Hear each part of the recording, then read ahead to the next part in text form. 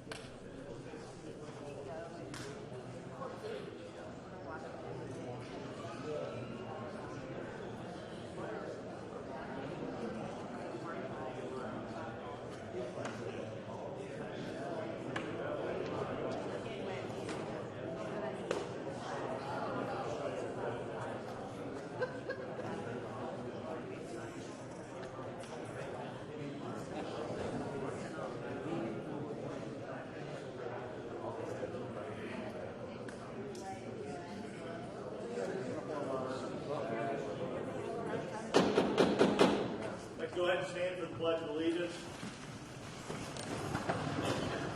I pledge allegiance to the flag of the United States of America and to the republic for which it stands, one nation, under God, indivisible, with liberty and justice for all.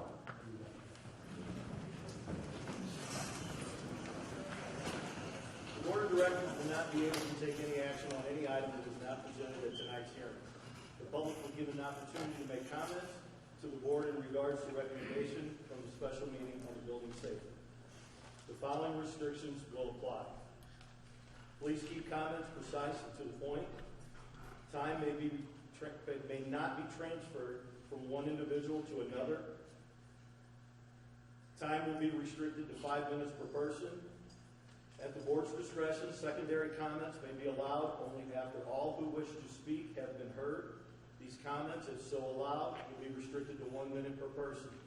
Those wishing to speak will step to the podium and print their name on contact on the sheet provided in front of us. Thank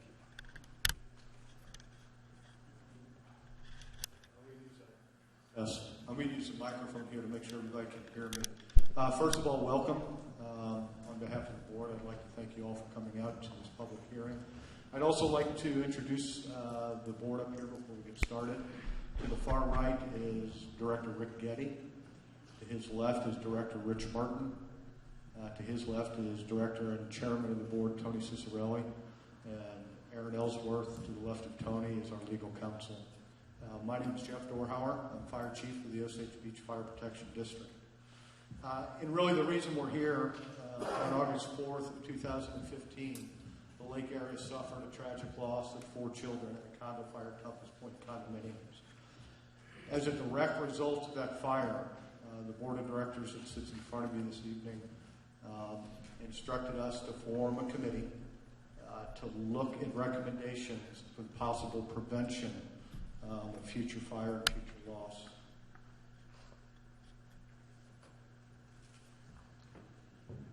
No change we ever make, and we have to realize, will ever eliminate fire. That risk is always going to be there. The best we can do is try to reduce that risk, and we believe we can reduce the risk by educating owners and occupants. And another key one would be to provide early notification. Early notification to not only the occupants of the condo, but the occupants of that building, and equally as important, the 911 system. While many of these recommendations were not specific to the fire on August 4th, and that's important, we're trying to be proactive where we can prevent either future fires or have a more positive impact on the outcome of future fires.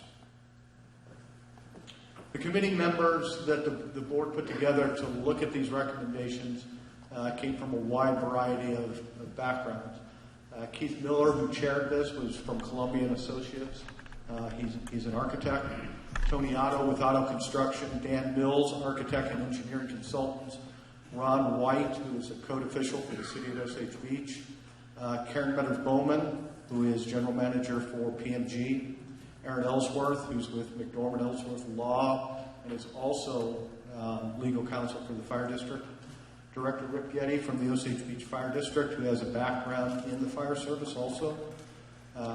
Fire Marshal Division Chief Eddie Nicholson with the Osage Beach Fire Protection District, and myself.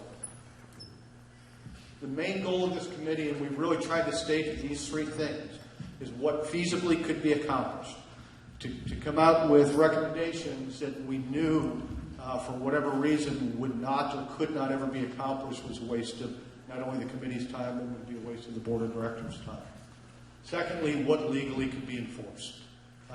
We wanted to make sure we went down the road, whatever recommendations we were asking the board to consider adopting, that legally we had the standing and legally we had the grounds to do that. And equally as big as the other two, if not larger, was the economic impact on not only the POAs, the HOAs, but the individual homeowners in those units. One thing that would have been easy to do is to require some major changes that we know people that live on budgets, people that live paycheck to paycheck, people that this is their home, couldn't make it because the cost was too high. So economic impact had a real play in everything we looked at as a committee. Really quickly, within the Osage Beach Fire Protection District, and this is the area we're talking about, the 110 square miles that this district covers, we have over 90 complexes with over 400 structures and over 4,300 individual units. So the exposure is there. We're heavily populated with condos and apartments as we looked at the road we were going down. The recommendations the committee has sent to the board of directors for consideration begin with emergency lighting and sounds, emergency lighting and signs. Outside of the units, that was a question in the last meeting we had. We're not asking you to put emergency exits inside your units. This would be in the exit corridors and stairwells. And the emergency or exit signs would really play into units or buildings that have multiple exits that you can exit from. Some public education for property managers and HOAs. And when we talked earlier, when I mentioned earlier, notification being a key part to this. Notification of the occupants, notification of the building, and notification of the 911 system. We're looking, and we've recommended a fire alarm with a minimum of 1 per unit that alerts the entire building with heat detectors in the exits, exterior exits. And for any units with more than 3 stories or 16 dwelling units require a manual pull station alarm on those buildings.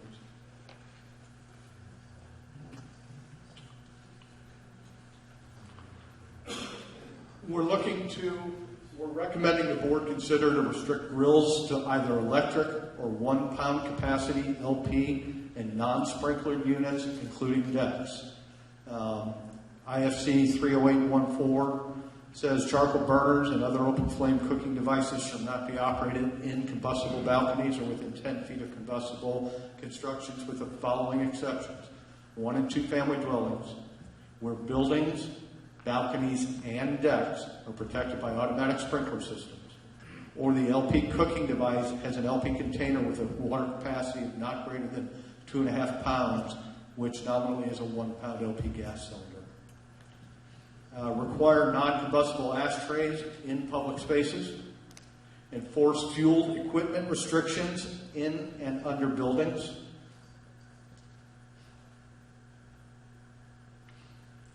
for units, and I know we have a lot of units in this area that are used for rental for less than 30 days. So basically a tourism type rental.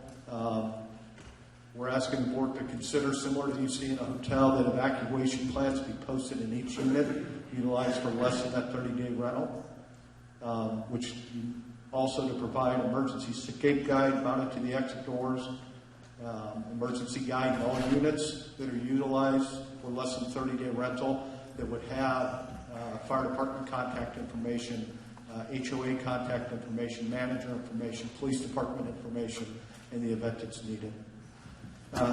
Look at restricting areas and posting restricted areas where disposal or smoking is not allowed. Particularly, we're looking there the emergency exits to be a consideration. To have fire extinguishers on each level at egress stairwells. That those systems or those complexes that have sprinkler and alarm systems installed, that they be maintained according to code by qualified contractors. Any units with fuel-fired appliances in the unit will be required to have CO detectors. An inspection of fire-related assemblies, and enforcement of concealed space storage restrictions. And when we talk about concealed space storage restrictions, there's a lot of these units that have crawl spaces under them where we found lawnmowers and gas cans and different items stored where that is not allowed by code. Then finally, these were always suggestions only, that the units themselves, the complexes themselves, consider sprinkling the exit stairwells. Understanding there's a great cost to that in the retrofitting of sprinklers.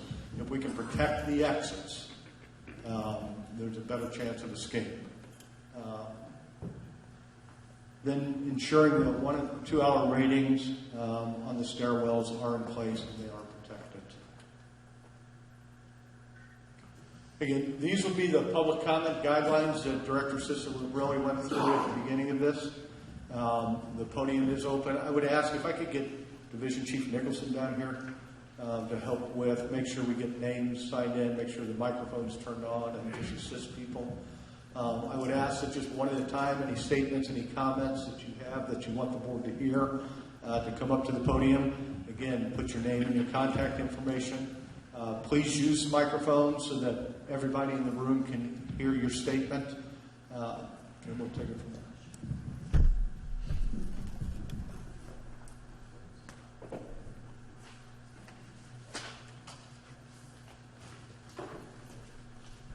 Nobody likes to be first.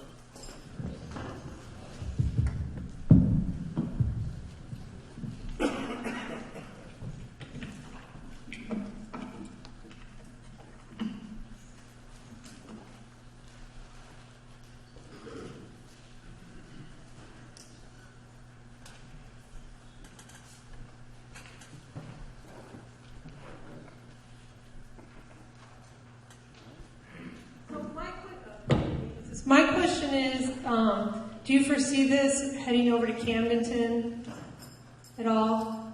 It's because right now this is just Osage, right? Let me know if you can't hear me, but one thing, this public meeting tonight, it is for the board.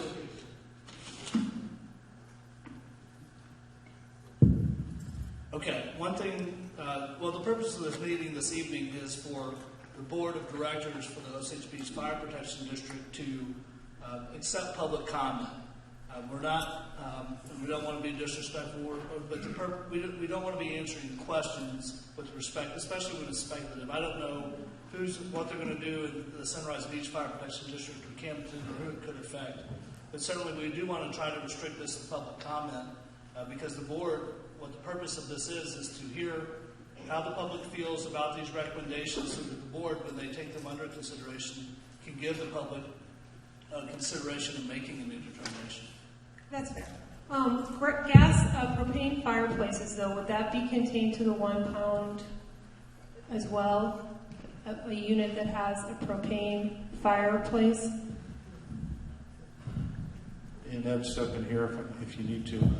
It is our understanding there are buildings, there are complexes where propane fireplaces were allowed.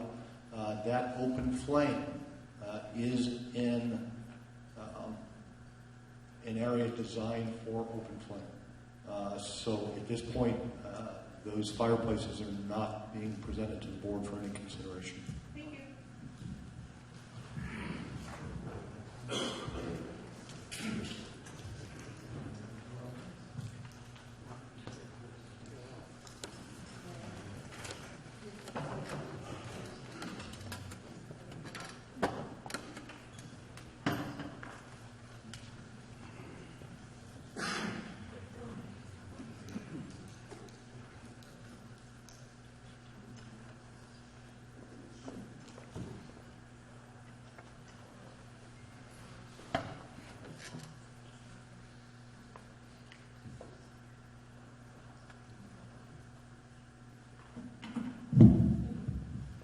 Yeah, my name's Richard Webb, and I'm from Parkview Bay.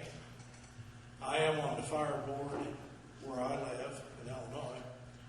The question I've got on the grills is I understand your concern as being on a fire department, but if you're going to allow 30-pound cylinders or more for the fireplace and limit the grill to 1 pound,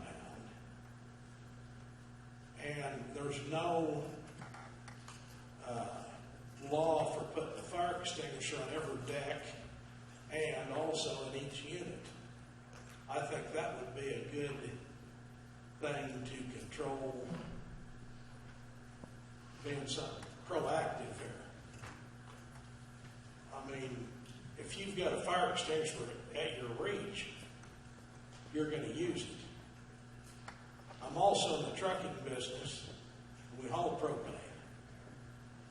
And one of the other guys on the board of Parkview Bay with us said that someone in the Osage Beach Fire Board or the chief or somebody had a problem with taking a propane bottle through the unit. Well, if that's got the correct valve on it, you could open that valve wide open. You're not going to have any leakage anyway. Because it's got the safety valves. Our law, federal law, you got to have those now. I can't answer the hearsay of what somebody said. And I'm not sure he said that. He said the fire marshal. Would that be one of the guys you mentioned here? It's possible. Okay. But I mean, if you're going to allow a 1 pound cylinder, I don't see what the problem is with having the regular 30-pound cylinder on there. It's simply what code calls out. Code calls out the allowance of a 1 pound cylinder. Okay. But does not allow open flame within 10 foot of combustible surface. And therein lies the problem is the open flame and combustible surface. How many fires have you had from grills? How many? Yeah. In condos. 4, I believe. How many have you had from stoves? Pardon me? How many have you had from stoves in the unit? What's the purpose of this question? Well, what's the difference is what I'm getting to. Well, once again, I mean, the idea of this public hearing is to get the public's comments, and I can appreciate what your point is and where you're going with it. And I think the number was a lot higher than that on fires or potential fires. Yes. Which may like the need to ban smoking. That's been the biggest problem on condo fires at our place and the other one that you mentioned. And that's certainly something that's within the committee's proposal that the board's considering. I mean, that seems to be the major problem. And if you're talking about rental units posting some rules, I totally agree with that because we have rental units at our place. Maybe they ought to take the grills off those units.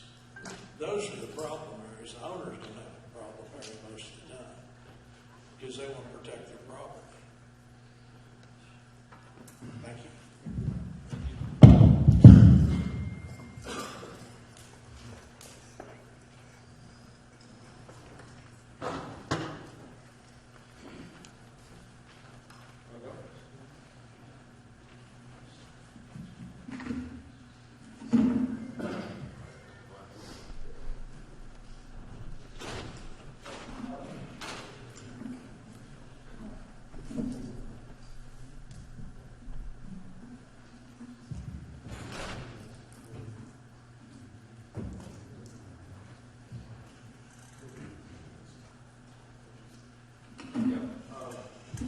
So my name is Mike Schooner, and I'm the board president for Breakwater Bay.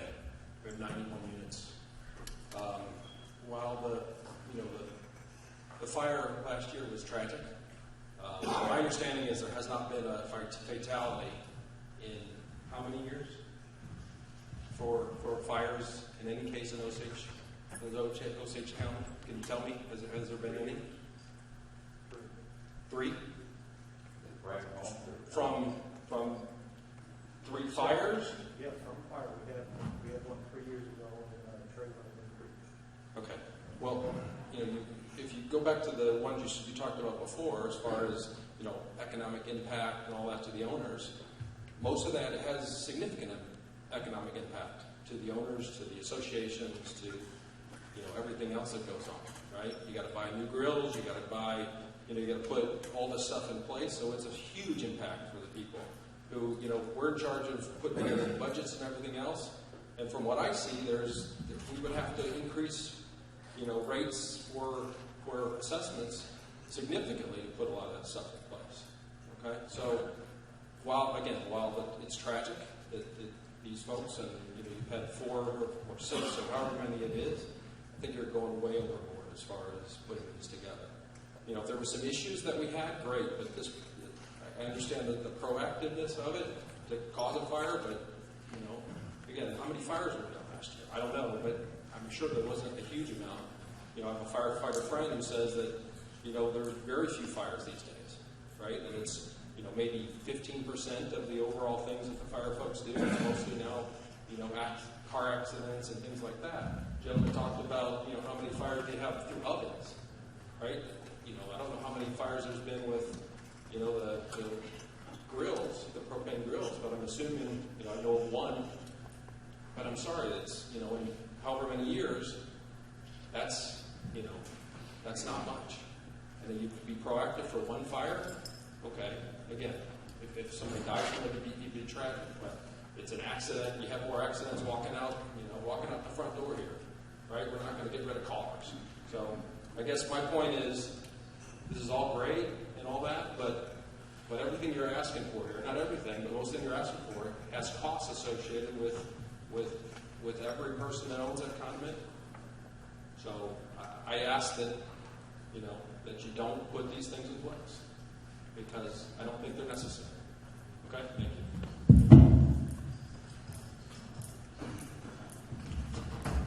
you. Members of the board, my name is Jim Morris. I have owned a unit full-time at Malibu Shores Condominiums for 37 years. I've been both a manager, president, vice president, secretary, treasurer, whatever. I do have 2 questions. One, who will make the final decision on this? The board? Or will it go to a ballot to the public, or how? It'll be at the discretion of the board of directors. Okay, the board will decide. On the grills, the normal tank that they use, how many pounds is that? 25-pound cylinder? 25? Not 2 or 3? No, 25. Yeah. So that isn't satisfactory then by the recommendations. No, the only type of propane cylinder that would be allowed would be a 1-pound cylinder. Which or is very electric, small. Or electric grill. Yeah, the 1-pound cylinder is something you find on camping gear. Yeah. Yes, I understand. Okay. We said fire is a risk that can't be eliminated totally. I agree with that. To knock out all the gas grills on the 4,300, probably more like 5,000 or 6,000 units of the Lake of the Ozarks, is a tremendous slap. It will cause people to not want to own the units if they've got a unit on the 4th floor and they have to go down to the surface to fix their meal and take it back up again, make that trip a couple of times. That's not very practical. The 10-foot limitation, most decks are 8 foot deep, so that knocks that out. Possibly something not quite so severe would cut the risk down, but not totally eliminate the use of the grills. Number one, if I have a grill on my deck, it has to be sitting by the railing, not the building. So that's 8 feet right there. It has to have a fire extinguisher mounted on the railing right by the barbecuer to be used in the case of a fire. The person doing the cooking does not leave that spot with the grill unattended. And number 4, you can go to Lowe's or Home Depot and you can buy a sheet of galvanized steel, 42 inches tall and 4 foot wide, and fasten it as a shield, screw it to the spindles on the deck to protect that back heat from even getting to the railing or the spindles for a possible fire prevention item. Those 2 items would cost less than $50, and I think it would reduce our risk considerably. I appreciate all the work that all of you have been doing on this, and wish you the best of luck. Thank you.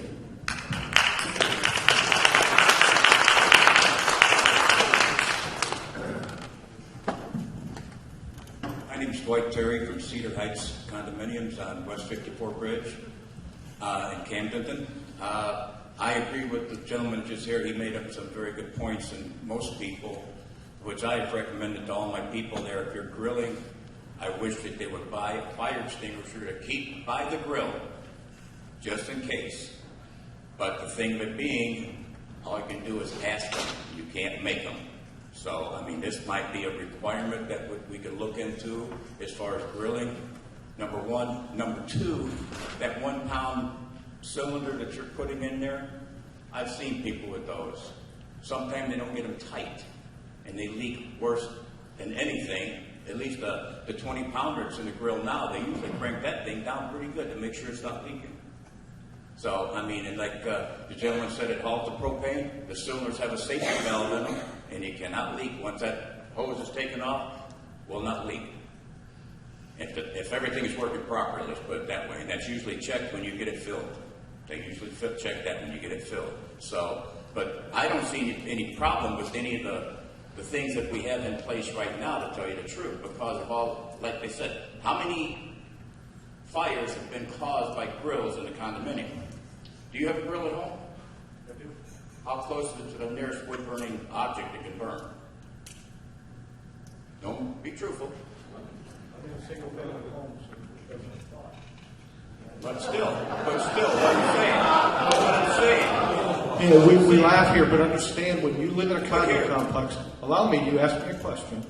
When you live in a condo complex, you're not affecting only your structure. You're affecting everybody that lives around you. Okay. And that's why the code was written this way. I understand. But how many condos are at the lakes? How many? Quite a few, right? 20,000 or something like this on the lake, homes and things? 20, 30,000? Number 1, these people that paid taxes for years, they paid for new fire trucks, they paid for new schools, they paid for a lot of things. They paid for extra men who you guys might have had all volunteer at one time. Now you've got men in the station. I'm not saying that you don't deserve it. But you have to look at this. These people come down for the weekend, some of them. They work all week. They come down for the weekend from St. Louis, Kansas City, whatever. Go out on their boat. They come in the evening, grill a steak, have a beer sitting on the deck, ate their meal. I don't see anything wrong with that, do you? I mean, most of the people are very conscious about what goes on. And like you said, if you put that grill up on a rail, you're 8 feet away from the building itself. I know the heat that comes off those grills, you can be 3 feet away and you're not going to do any damage to it. Number 1. If a grease fire happens, possibly. But if people do their grills properly, they won't have that problem. But my biggest concern with anything else is rules and regulation that you guys put on us as homeowners and condominium owners that actually made the lake what it is today. Without all the condominiums and things, there would be nothing. You wouldn't have nothing. So, I mean, why are we being punished by adding this amount of money to cause a $500 for a Bluetooth for every unit? Fire alarms to go off to the fire department if the smoke detectors go off? How many people do that daily in their units when they start cooking? Grilled bacon grease gets hot, and it's not burning, but it's just hot, the steam coming up, sets the alarm off. You stand there with a towel trying to get it to go off. How many times the fire department come out on a false call? They don't have to. When they get something maybe come up, then they go someplace else. They're really needed. There's a lot of different things that I think we have to look at a little bit more seriously than trying to penalize the people that try to do what they should be right at their condos and not have to be grills taken away, a 1 pound bottle put on there, you get a steak cooked, and by the time you get it done sometime, maybe if you're running on high, your thing runs out possibly, then you got to change. Not only that, how many of those 1 pound cylinders are you going to have stored on your deck? You're not going to have one. You're probably going to have 5 or 6 for the same reason if it runs out. So what's the difference in having that and a 20 pound bottle underneath the grill?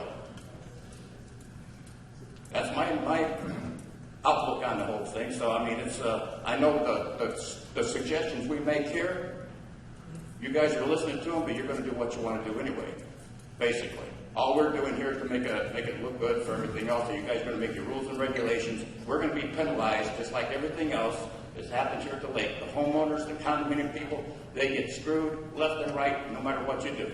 So, but thank you for my time here.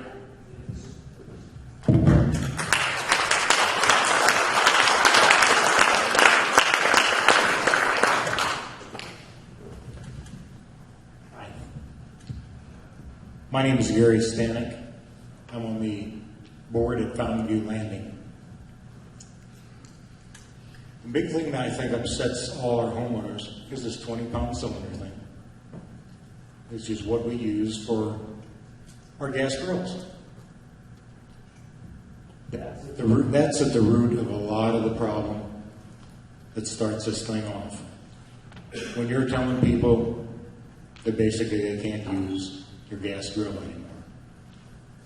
We use ours every weekend when we're down there. Maybe it's just for some hot dogs and hamburgers, but we've got an 8-foot deck.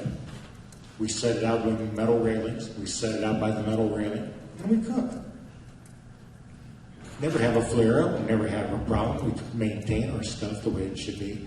I can understand having a fire extinguisher out there, something just in case there was a flare up, if that needed to be a regulation. I don't think anybody here would have a objection to that. With trying to say that you can't grill on a deck unless you have a sprinkler out there to handle it is overboard. We have sprinklers within all our buildings. We have the outside alarm. But then the other thing, trying to tie in all these alarms with the Bluetooth, everything I've heard is $500 or up to try to tie it in. Then you want that to send another signal to your fire department. You know, I don't know how many false alarms you guys are going to get out of stuff. I mean, when my wife cooks on the broiler and stuff, that alarm goes off all the time. She just smokes things up and whatever, and now I'm like the other gentleman. I'm taking a towel or something like that, and we're getting it to go off. But that's just within our unit. If it sends a master thing to the outside of the building and then would send another signal to you, I hope you guys have got a lot of fuel for your fire trucks.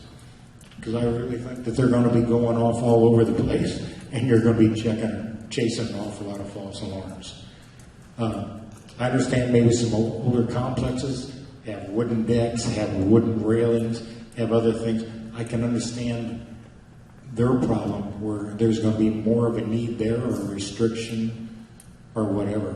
But you're going to allow me to carry a 40-pound propane cylinder from my fireplace through my condo and put it in my storage unit that's out there on where it hooks up, out on my deck.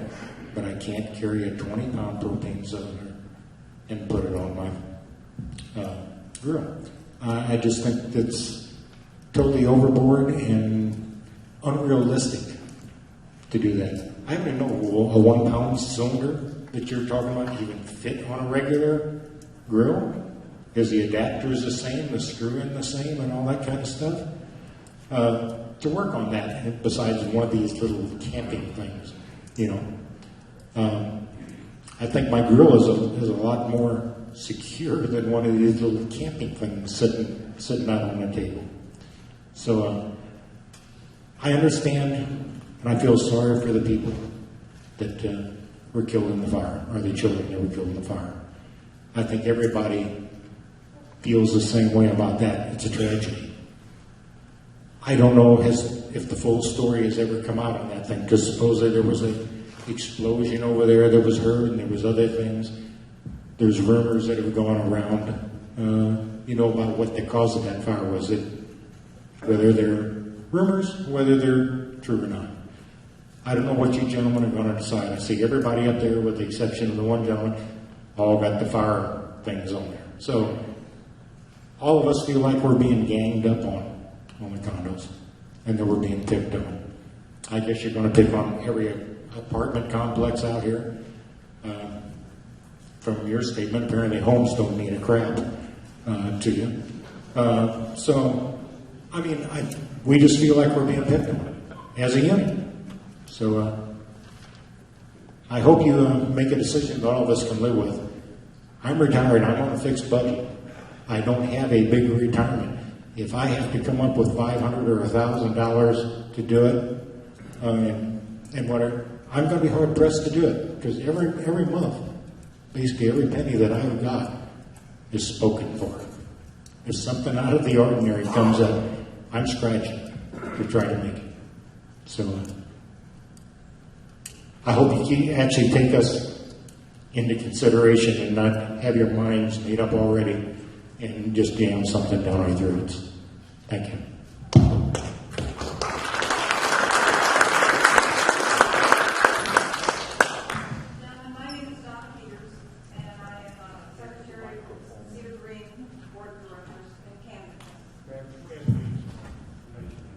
Okay? Before moving to the lake, we're full-time here at the lake. I lived in St. Louis, and I was on the Red Cross Disaster Action Team, which meant that I went to house fires, and we helped as a volunteer the families of those house fires or the survivors. I know for firsthand, eyeball, what fire can do to a home. The majority of the fires that I went to, and I did this for 5 years every week, so that's a lot of fire scenes that I went to. Candles and space heaters, without fail. So that's one thing. So I want you to know, and I take this seriously because I have walked through buildings. I've been told by battalion chiefs I couldn't even go in buildings because of the damage of fires. We have a RV. I know about the 1-pound tanks. We have a little grill, and let me tell you, they are not stable, as one of the gentlemen mentioned. They're rickety. They are not. I would be more frightened to have that little barbecue grill with that little 1-pound tank on our deck than I would the grill we have. I really understand what you're trying to do, and I give you all thanks for being so sincere in your task. But you really are putting a burden on all of us. Right from the get-go, when our board heard about this, we said we've got to get fire extinguishers. Whether if we can get a bulk raid or something, get those out there, because it's just impractical to try to police this. And who is going to police it? Do you have the manpower to come to all of these condominiums to check our tanks? I mean, it doesn't make a whole lot of sense. The other thing I'm concerned about, as the other gentleman mentioned, is the expense. We're strapped. We're doing the very best we can, trying to take care of the 52 units that we have and not frivolously spend that homeowner's money. We take our job very, very seriously. And adding another expense to our quarterly assessments is not going to be good for sales. And we all know that's kind of the life, but we don't want to have empty condos. And as those assessments go up, that really hinders sales. And we don't want that. We want to take really good care of our condo. We want it to be a premium place, but we're not trying to, put such a burden on people that they can't afford to come. So I ask you, I thank you for your work. I ask you to please, sincerely reconsider some of your suggestions. See what you can do to modify. Any of us would be happy to give you some sincere input, but it's a horrible tragedy that happened, but let's not swing that pendulum so far the other way that you're putting this on the backs of people that are trying to do their very best. Thank you for your time.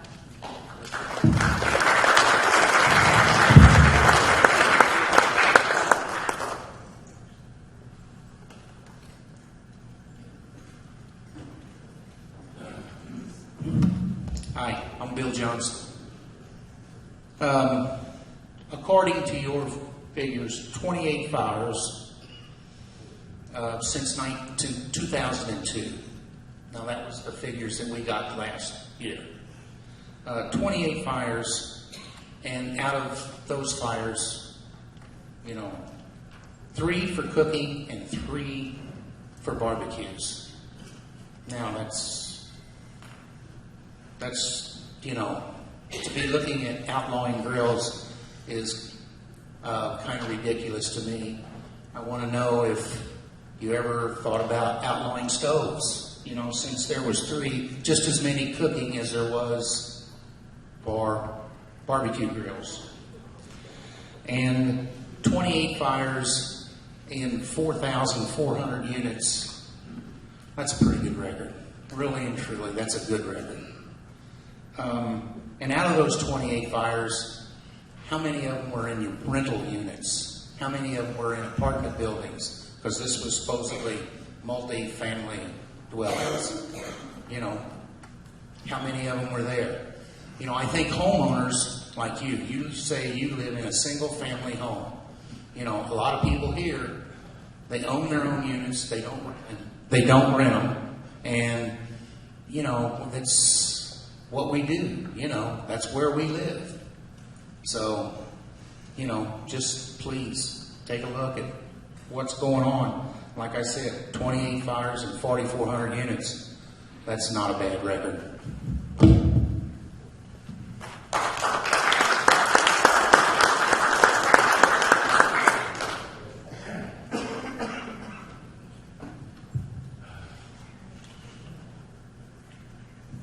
Gentlemen, my name is Harry Meyer. I'm the board president over at Water's Edge. I'm going to submit some testimony to you this evening, as I did at the last public hearing on February the 29th, and subsequently, given the 5-minute testimony limit, I'm going to try to keep my comments brief. They are covered in detail in that, and we'd ask that those be made a part of the record for this evening's meeting.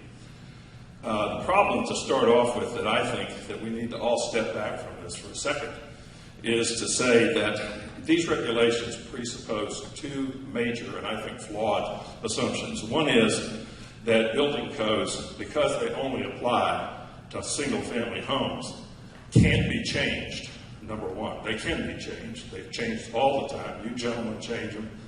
The city of Osage Beach certainly has a record of changing them, and I'll mention that in a second. And the second misconception is that single-family homes are obviously much safer than condos. And that just is not borne out by NFPA and FEMA statistics. And if you believe, as I do, after many years as a healthcare executive, you have to deal with statistics, let's step back for a second and say that I think it's important for everybody to understand that of the 350,000 fires in this country every year, 30% are in condos, 70% are in single-family homes. So what that means is that we are taking 30% of the population for you to target your efforts on so that we can have a safer environment. And I applaud you for doing that, but it is discriminatory not to include single-family homes. Now, please, let's don't deal with the issue that, well, it's in the code, it's got to be that way. You gentlemen have the power. These are totally voluntary codes. Probably as the Osage Beach Council, or whatever the group is, did several weeks ago, they changed those codes. You had an alderman that didn't like the fact that he couldn't have a ladder effect, what's called a ladder effect, in the building code railings. And so what did they do? They exempted single-family homes but left condos in. That's discriminatory, okay? You can, in one meeting, as I understand it, you can adopt, with 2 readings of an ordinance, you can make this grill problem go away. And I think the inescapable conclusion here is that there are no statistics that show that single-family homes are safer than condos. And secondarily, think about all the 3-story homes. I live in a 3-story condo. There are lots of 3-story, what I call waterfront mansions around that have as much square footage as my building does. Okay? Yet, you can rent to 25 people in those buildings. And there's no fire codes that apply to most of them anyway. So all of these things that you're doing are going to apply to about 4,000 condos, and there's 26,000 other single-family homes in Camden County that are simply not going to be in this. Now, to cut to the chase here, if we want to talk about what is important, let's deal with the statistics. 86.5% of all grill fires in this country are in single-family homes. 11% are in condos. So I think from my experience as an infantry officer in Vietnam, the term was we're using a howitzer to kill a mosquito here. And I think that it's time that we look at this, and as the other people have told, I think we need to take a look at the economic impact that this is going to have.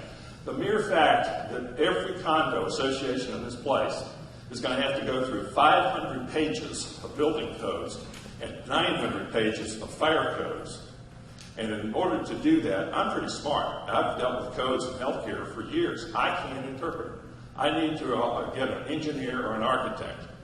And as we used to talk about in healthcare, sometimes the government will decree something, and we would call it the Lawyers and Accountants Relief Act of 19 so-and-so. Well, this is going to be the Accountants and Engineers Relief Act, because everybody in this room is going to have to engage somebody unless you are a lot more specific in terms of what you're doing.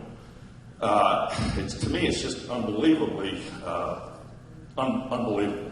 The other question I would have is, there's so many generalities that nobody knows about. We're going to require... Mr. Meyer, I want to give you another minute or so. Okay. You're at your 5-minute mark. Okay, fine. I will finish up very quickly here.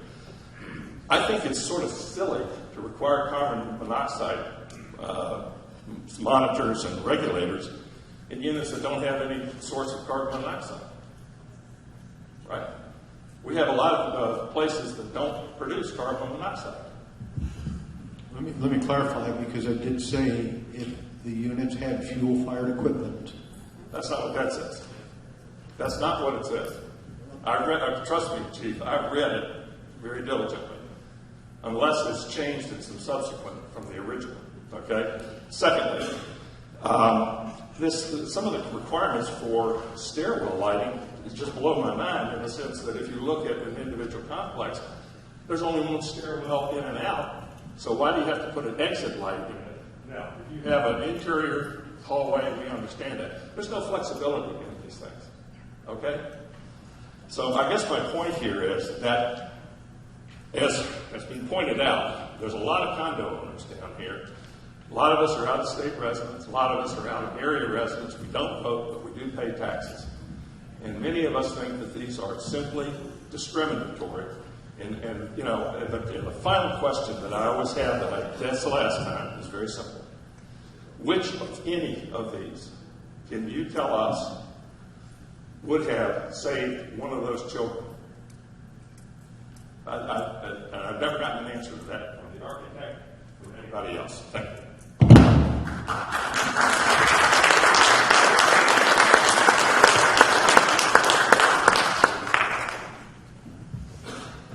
My name is Bev Luchtmeyer. I'm the Vice President for the Homeowners Association of Hideaway Condos in Camdenton. We have 42 units. All of our units are non-rentals. We don't allow renting in our complex. Our decks are concrete, our railings are metal, but we do have wooden posts. Our Homeowners Association rules require all grills to be 10 feet from any flammable surface, which with our deep decks and our metal railings we can pretty well accomplish. One of our buildings has sprinkled decks, the other does not. We cannot afford at this point in time to retrofit those decks that do not. So we would have to have half of our residents not have any grills. Fortunately, I'm on the side that I already have a sprinkler, but I'm here to speak for my homeowners as their representative. I've been told by several, this is a deal breaker for me, my unit's going on the market if I can't grill. No one wants an electric grill. They don't taste the same, they don't cook the same, and to get one that cooks well is a very expensive deal. They're not cheap. Many people just bought a brand new grill a year ago. They don't want to replace it now. And we've just come out of a recession in this lake area, particularly with condominiums. I bought at the high point. I was one of the lucky ones that bought in 2007 and the bottom fell out. My unit is still not back up to what I paid for it, and that's a fact of real estate life. But what you all are doing here with the grills is going to cause a real estate recession like you won't believe. I truly believe that, or I wouldn't say it. And I also have one other feeling about this whole situation, and that is most of the full-time residents in the condominiums in the lake area are senior citizens. And while I realize it's not your intent, it does have the effect of also targeting senior citizens. Thank you very much.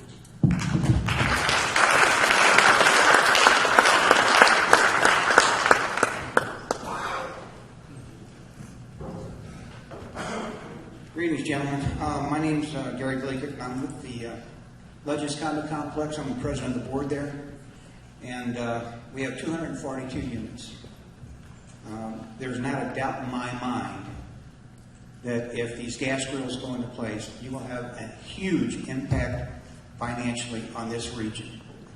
Prices of condos will drop like a rock because, as some of these previous people have said, if you can't grill on your deck, they're not going to come down here. So that's one of my points. I agree with most of what has been said by the other, especially the condo complex people that have been on the board. And I hope you take a lot of this to heart because if there is a huge economic impact, I would imagine that there's going to be a lot of people in this region that are going to look for a class action to counteract it, okay? And I guarantee I'll be part of that.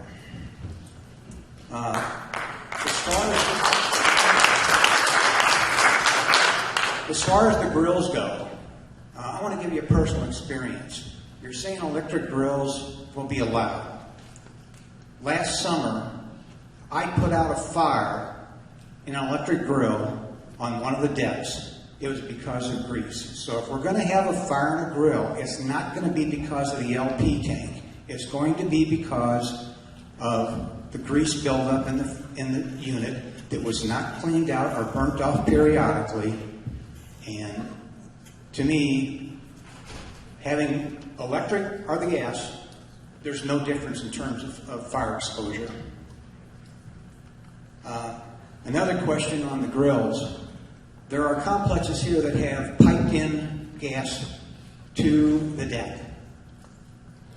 So let's say they have a 10-foot space between the condo and the outside wall. And there's no 30-pound tank there. What are you going to do with them? Are those acceptable? Can anybody give me an answer to that? Once again, I mean, we're not here to answer questions this evening, but there's a lot of variances that could be on that with all due respect. I mean, there's not all the units are built different. There are some that do have propane that came in, but my understanding those were built to code at the time, and that's what. Okay, so if they had to move the grill to the railing, which gives them the 10-foot, they're going to have to run a gas line to that grill. And I can't imagine that they're going to go up the wall, over the ceiling, and down to the grill. They're going to lay it on the ground, which exposes it to people setting a chair on it, ripping the gas line. I mean, there's a lot of things here that haven't been covered regarding some of that issues. External staircases, you made a comment about some of the things that would have to be implemented in terms of egress maps and stuff like that. Does that apply to units that you walk directly out onto a wood deck, or does that apply to units that have got hallways and things like that? I have to say, I'm sorry, it depends. When we talk about egress maps on the back of a door, those are for units that are being used as rental units on a nightly of less than 30 days. So if you're a condo owner staying in your condo, that would not apply to you. If we're talking about exit signs, that would be required where there's more than one means of egress, so that as you look down a hallway, whether it's interior or exterior, you can see where the exit is. And as far as lighting, emergency lighting, when the power goes out, that would be all stairwells, exterior or interior. But if it's an open concept condo, living room, dining room, kitchen's all one big room, I mean, and there's only one way out. I mean, I guess there'd be two ways out if you want to jump over your deck, but that's highly unlikely. Yeah, this is nothing to do inside the unit if you're an owner. This is, what we're talking about with the lighting and the signs is exterior. Now, if you come out of your front door to your exit, and that's a single exit, no, there would be no sign there. But if you come out to a long walkway, right, left, whatever it is, and there's multiple exits. Well, that's what I was trying to find out. Okay. Did anybody do any kind of cost study on the cost of these alarms and where it would trigger the whole building and that? Do we have any input from you guys as far as what those kind of numbers would be? Well, Mr. Bleeker, like I said, we want public comment, and if cost is a concern, we understand that. The committee, which I served on, we did consider cost, but if you would just provide us with comment, it'll make it much easier this evening for us. Okay. The last thing I have is something I've got a little bit of a problem with. The advisory board that recommended to you guys on what to do was made up of 2 architects and 1 construction person. If any of these things went into implementation, are they going to sign some kind of paper that says that they will not participate in any of this work? Because that's a little self-indulgent to have them on an advisory board that is going to eventually bring them over. Thank you, Mr. Bleeker. We're up to 6 minutes or so, so if we call for a second round of comments, we'll get back up. Thank you. Thank you. I'd like to say something. As chairman of this board, we're not here to argue or fight with you guys. We were elected. We have codes. We have things we have to do. It's not easy for us to sit here. It's not easy, but we're here doing it. And we want to do it because we have issues. If you guys call 911, we come. It's that simple. But that's why we have them. And I don't believe there's anybody on this board that has made a decision yet. If it's that easy, you guys get up here and do it. It's not. But what makes it easier is when we get educated comments. And we get comments and things that help us make that decision. That's what I'm telling you. And we mean it. Because we've been elected. And we've been doing this. A lot of the stuff, this was going to be information. And it's like we get no information, we just get all about comments. Well, we're gathering it because we have a committee that gave it to us, but not in full spec, in full information. And then we're getting it from the public. We're not sitting here behind the scenes saying, okay, this is all going, let's just go through this. It's not that. It's not that at all. I just want to make that comment with us sitting here because we appreciate you guys telling us. I'm writing things down. He's writing things down. He is too. There is not a decision that has been made yet. Not one. But you're making it for us. So give us the information so we can make decisions. That's all I have to say.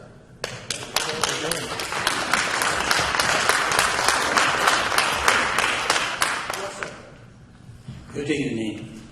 My name is Gene Holes. I'm president of Bay Point Village Condominium Association.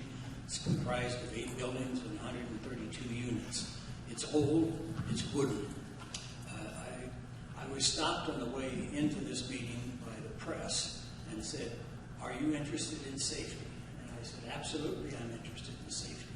But I'm also interested in common sense." My background has been real estate, banking, and insurance. I've owned a condo down here for 20 years. We're part-time. We live in Iowa. 2 issues that I have. I'm very concerned about the 1 pound propane cylinder, because I think everybody will have 5, 6, 10 of those stored. And I think storing those, and who knows where they're going to store them, is much more of a danger than having a 25-pound grill. The second, and maybe even more important thing, you mentioned economic impact. If 4,400 units are disallowed to have propane tanks with 25-pound cylinders in them, you better expect a huge glut of condominiums on the market. And when that happens, we all know what happens to the value. And if it's not only the value to the individual homeowners or condo owners, but that is going to impact the entire community when that happens. We've been through that a few years ago, and it's recovering a little bit now. I don't think we want to go back to that place. So thank you very much.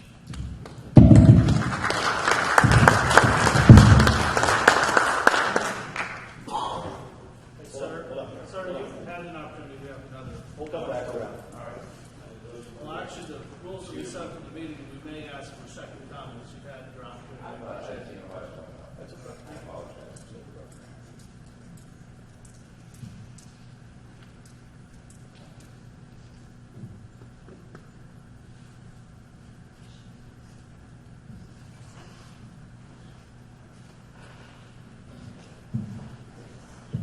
And if you guys would, if there's other people that do want to make comments, if you come down here to the front row and sit next to Ed here, he can get your information. It'll help it flow a little quicker.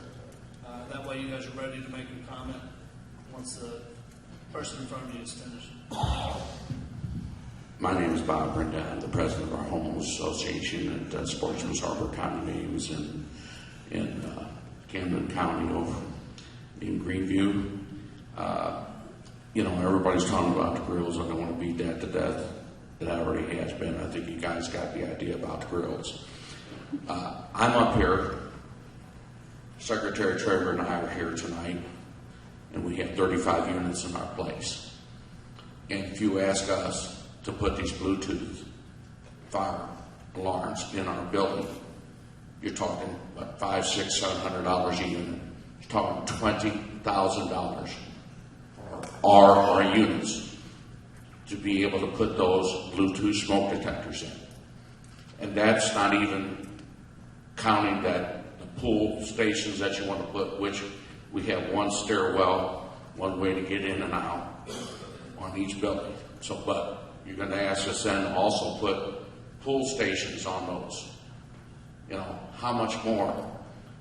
We got DNR breathing down our backs for clean water, septic systems, and the government's going crazy with that. Our water, our well water, we got regulations coming out the year, and the money that it takes just to do those things. But now you're going to say $20,000 for our place, not to mention some of these other places that have 200 or 150 units or so, and put $500, $600 a unit just for the Bluetooth, and that's not even the cost of the installation probably, and all that goes with it, and most of them weren't even designed, so all the pipes and all the conduits are going to be run on the outside of the building, so that's going to be aesthetically, we're going to be paying a lot of money, and there's not, it's a big burden to put on these people who come down for the weekend. And that's my point. Everybody was talking about the other thing, but you know what? Don't lose sight of the fact that when you ask a condominium complex to put in these Bluetooth and come up with that kind of money, that's $20,000 for our little place. It's a lot of money, a real whole lot. Thank you.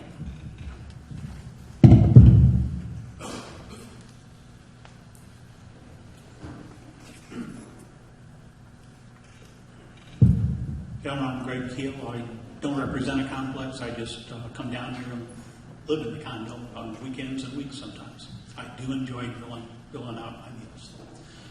My concern is with the electrical option, is that many of these old condos don't have the electrical service available. These are outside outlets in many cases on decks. And I think there's a potential there. Yes, you have circuit breakers, and theoretically it pops if it opens. But a loose connection on an outlet or something like that could start a fire, and that's going to be in the wall, not available, or not maybe obvious to people. Whereas your grill fire is outside, you see it, you can hit it with an extinguisher. Thank you.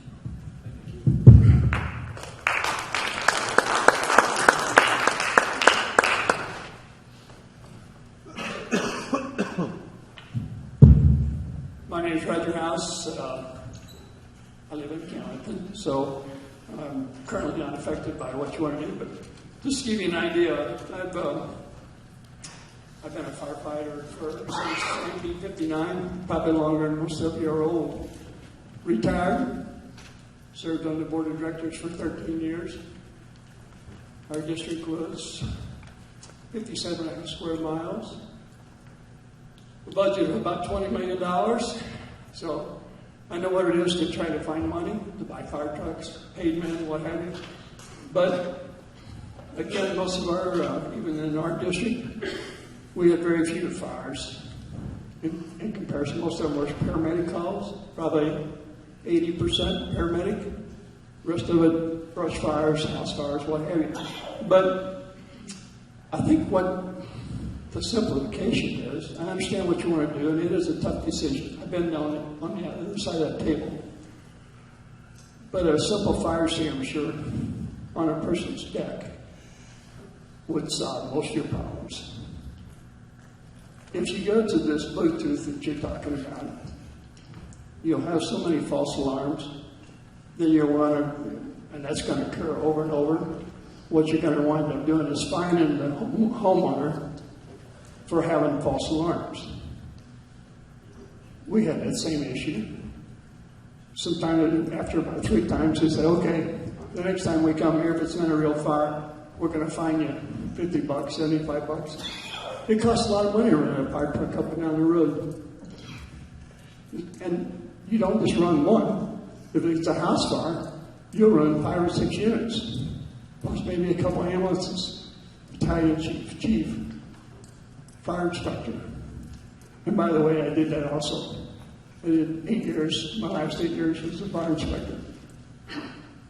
So I think you just need to try to simplify things. I understand you had a loss of life. That's a serious issue. But I'm not sure, and some of the other people are, if a barbecue grill was the cause of that. I'm not sure anybody really knows. If they have, like I say, I haven't seen it published. Anyway, what I'm trying to say, I think you can simplify this whole thing with the fire extinguisher on the deck, required.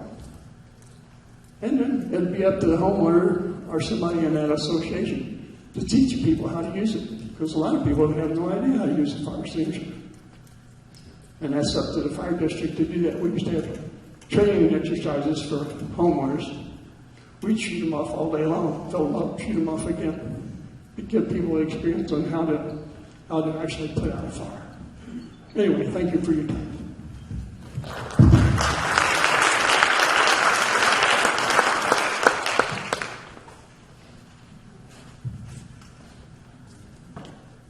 Okay, folks, I don't know that there's anyone else up here to make a public comment.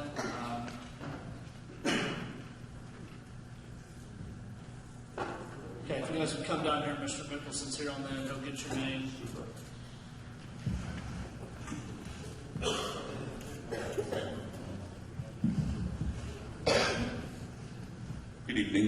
My name is Phil Muehlhauser, and I'm over in Park Place Condos. And I thought I'd look up a couple of statistics. There's a lot of information out there, a lot of statistics. National Fire Prevention Association. I'm in a 4-unit or a 4-story condo unit, and I was curious as to how big of an issue this appears to be. So in my 4-story building, National Fire Protection Association, it says there's, of all the fires that they've accumulated over this 5-year period, about 5% were in 4-story buildings. 4% of the deaths were in those buildings and 5% of injuries, with 6% of property damage. Another interesting chart they had was the actual area. They actually have area of origin, and they got a big chart on that. And exterior stairways, 1% of all fires reported to them were in exterior stairways. Interior stairways were 0%. And in, matter of fact, it was more in living rooms, 2%. Exterior balconies or unenclosed porches, 2%, which was the same number of fires reported in laundry rooms and bathrooms. So I thought those low number of percentages kind of told a tale as far as of all the fires that are being reported, where are they actually located, and in my 4-story building, what's occurring there. So in my opinion, this may be, although it's, probably well-intended, is probably a lot of overkill, being a senior citizen on fixed income, talking about all these additional costs. Probably it's going to be prohibited, and you'll see some for sale signs. And that's all I had to say. Thanks for your time.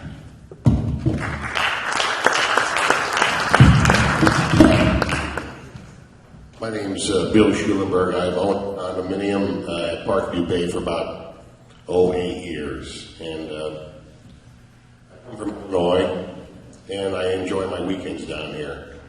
The loss of life over at Compass Pointe was certainly tragic. From what I've read, the oldest child was age 5, and they were left unattended by the adults. And it was caused by, I think, a candle, maybe. But I just don't see why we're being penalized for a lack of common sense. I wouldn't leave my 5-year-old with other children for anything, even if I'm underneath in a condo below. But I just don't think we should be penalized for what happened there, and I feel like I am. I enjoy going out on my boat and coming in and grilling my strip steaks. I do have an infrared grill, and the flames, I've never had a flare-up. The flames are about the size of what you see on a gas stove. I moved here again, I use common sense, even though my grill is up against a non-combustible wall. I move it out every time I cook. I check my grease tray. I don't think that the rental units there's rental units where I've never seen the owner, and I can't speak for them, but I know that for owners, we are ridiculous in what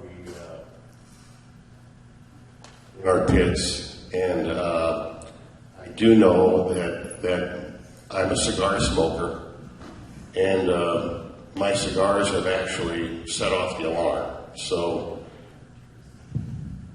if my cigars are going to cost me money, that's bad.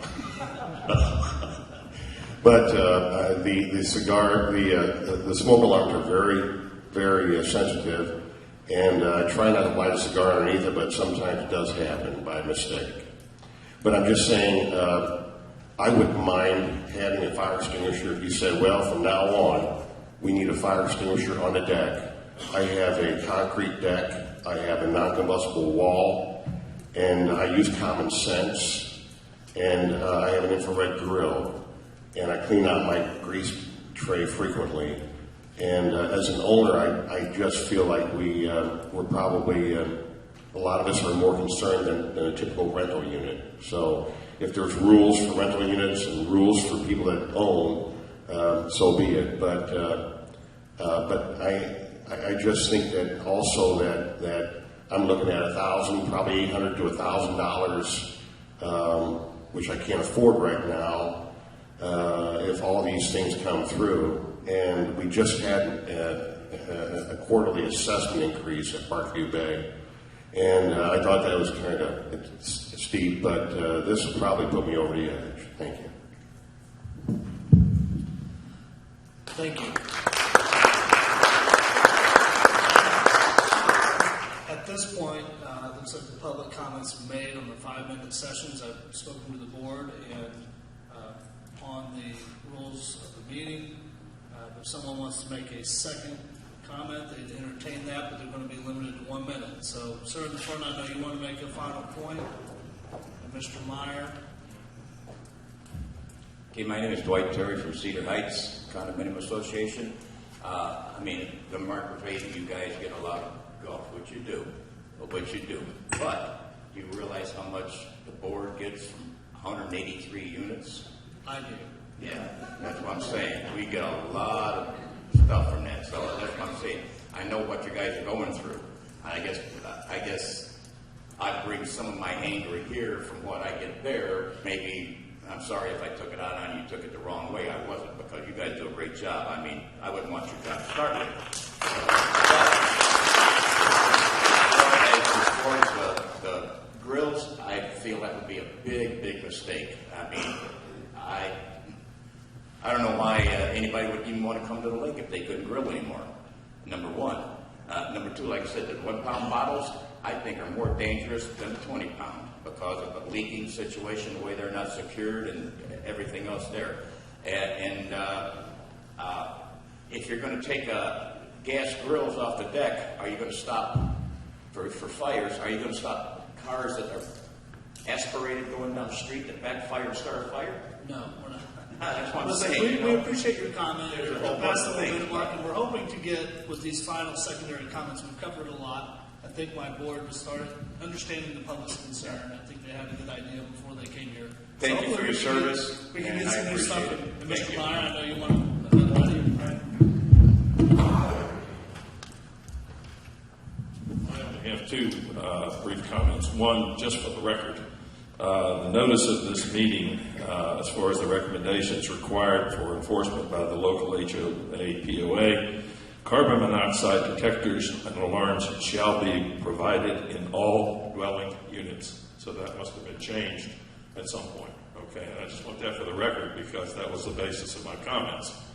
The second part is, I'm amazed if we're talking $500 for a unit for Bluetooth. That's nowhere near, that's very low compared to what we've been doing in our complex as far as looking at what a good system, a reliable system is going to cost you. Second of all, finally, the issue in my mind is you're requiring one smoke detector in the unit, if I understand that, one detector.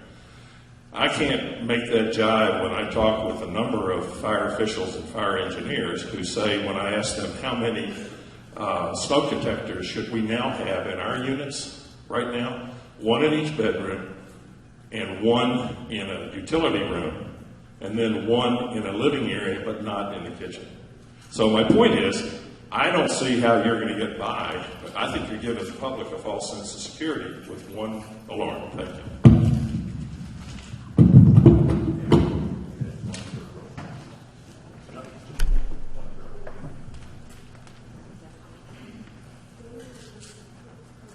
Sir, if you would, state your name again for everyone in 1 minute. My name is Gary Stanek, found New Landing Condominium. I'm on the board.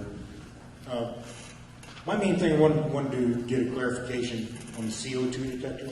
So if we have a fireplace in our unit, and a propane fireplace, we have to have a carbon monoxide detector in that unit, even though, the front of my fireplace is all glass enclosed and it vents outside right there to the deck.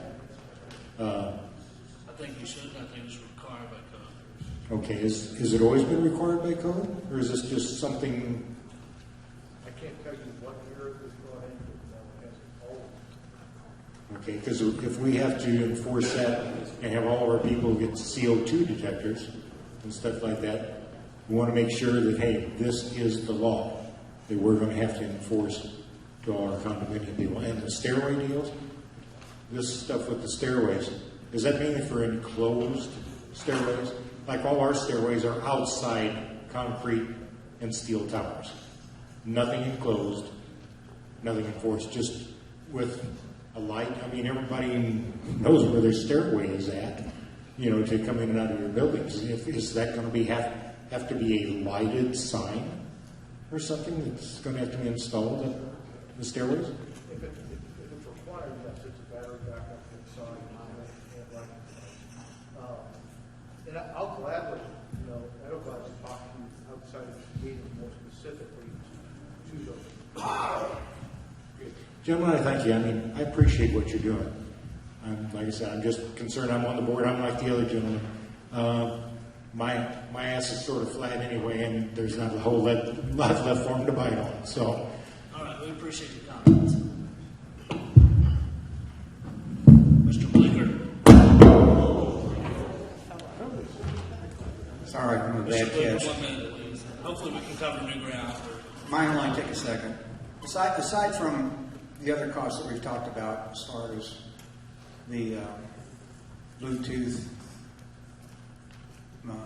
alarms and all that, keep this in mind. And I kind of calculated this in my head, just for our complex alone, to eliminate the gas grills. I'm looking at 25 to 30 roll-offs to get them off-site. And if you extrapolate that to all the condo complexes that we have, I think you've got a nightmare just in that simple thing alone. Thanks. Thank you, Mr. Blinker. Yes, ma'am. Ms. Peters, right?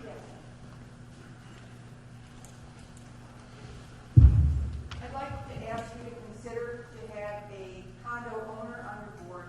I think that you would hear some of the information and well thought out information and it might eliminate some of this. So choose a full-time person that's down here that also wants nothing but the best. So I just ask you to consider that.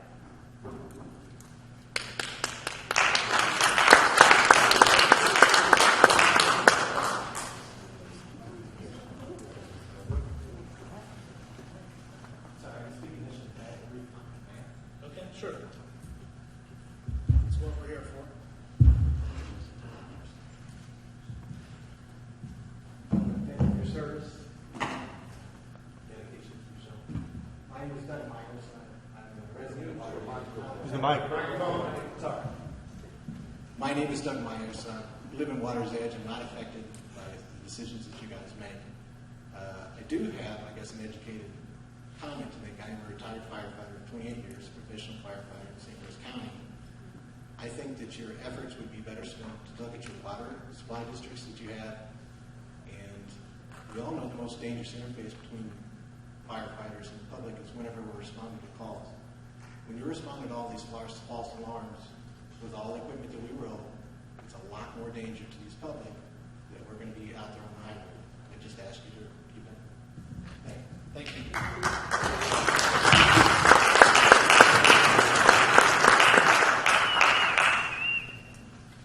Right, unless someone else has a secondary comment, we're going to wrap up the meeting.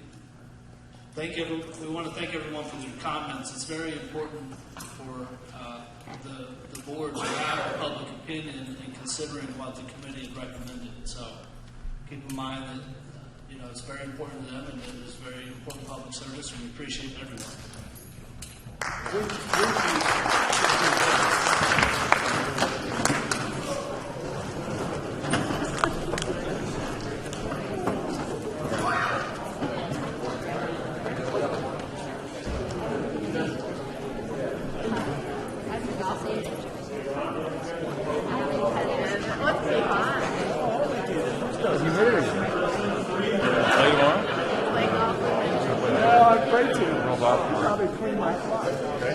Never out. You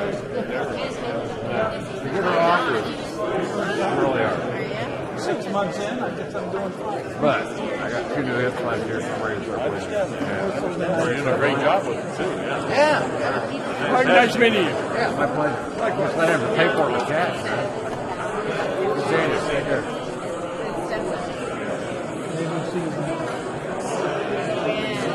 Maybe not. I'm supposed to be there.